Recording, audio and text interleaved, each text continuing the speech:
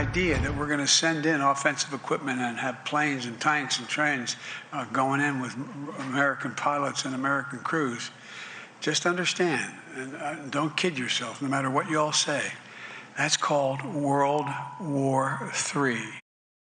Don't kid a kidder, he said.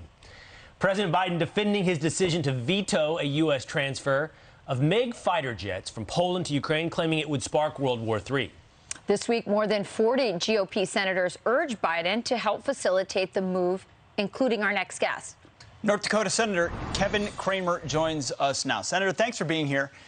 There's a legitimate debate to be had here, absent whispering into the microphone, whether or not a move like this is decisive enough, considering the risk that it poses of escalating with Vladimir Putin and causing further U.S. involvement.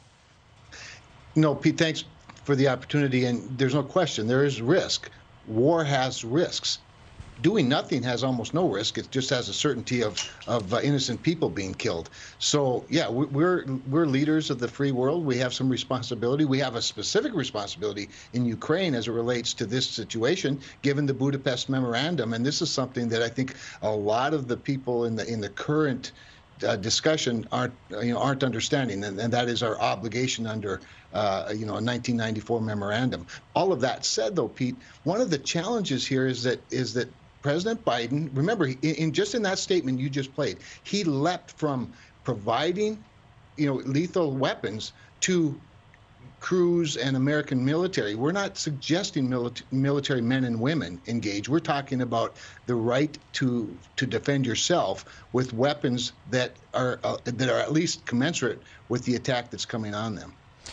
Senator, what am I supposed to take from the idea that the president has managed to create this cohesive NATO coalition that's together on everything, and yet this idea of the MiG transfer seems to have been sunk by, I don't know, a random EU diplomat, or Poland even took the lead? It seemed to be that the United States was chasing the initiation on this entire deal every step of the way.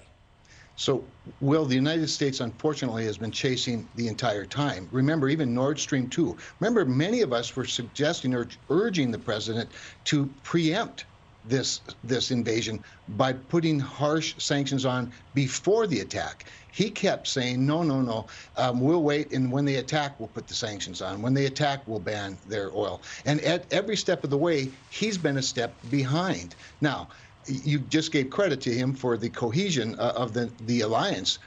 Listen, the two presidents that deserve the most credit for unifying the West are Vladimir Putin and Volodymyr Zelensky. And the latter, most recently, has been spectacular in unifying people against Vladimir Putin. Senator, I want to move to another topic because the omnibus bill now heads to President Biden's desk ahead of the government shutdown deadline. This after the Senate passed $1.5 trillion of spending bill that includes $13.6 billion in aid for Ukraine. It also includes a lot of ways. Pete here broke it all down for us earlier in the show. And I think it might have been the most depressing part of our show to see that we couldn't get aid for Ukraine without senators voting, also Republican senators, voting for climate change and all kinds of wasteful spending. Yeah, no, it's a really important point, Rachel, and you've been around Congress long enough to see the deterioration of the process, the appropriate process of committee work, of debate, of appropriations in 12 tranches rather than one giant one. I mean, we're in the 7th month of the fiscal year that we just funded. That means we're less than half a year from the next fiscal year needing to be funded, and they haven't even started that process. So that's the problem is there's a lack of transparency, a lack of due diligence when you have just the leaders of the two political parties and the two chambers negotiating these giant omnibus spending bills, and I feel for my colleagues who voted for it. I voted against it, even though there are a lot of things in it that I like. I just thought on balance and between the process and things in it, I voted no, and that was a tough vote. I don't mind telling you, I don't like to be that person. But we've got to bring fiscal discipline back. And you remember the House, before they sent the bill over, did separate at least the defense side of it from the other domestic spending side of it. They then put it together and sent it over to the Senate. So we did not have that opportunity. And that's just unfair to every member and to every person that represents them. So I think it's a process issue as much as it is what's in the bill issue. Yeah, not to mention the fact that there's no chance you or your staff would have had an opportunity to read the entirety of what's in it. You got to pass it so you can find out what's in it. I mean, they said it, and that's what they do. One more topic for you, Senator. Joe Biden continues to dismiss the idea that his killing of the Keystone XL pipeline had anything to do with the gas prices we're seeing right now. Here's a portion of what Joe Biden said. The Republicans saying it's Biden's gas pipeline. Biden said he's going to stop the Keystone pipeline, and I did. And that's the reason prices went up. Folks, let's get something straight here. The Keystone pipeline was 2 years away and had been 2% finished. Give me a break. Give me a break. It's hard to listen to. So even he went to war with the fossil fuel industry, and now he's saying it had nothing to do with him.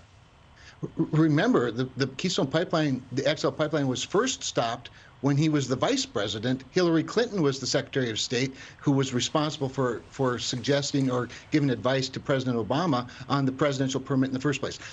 And this entire thing, the Keystone XL pipeline, is a symbol of the broader problem.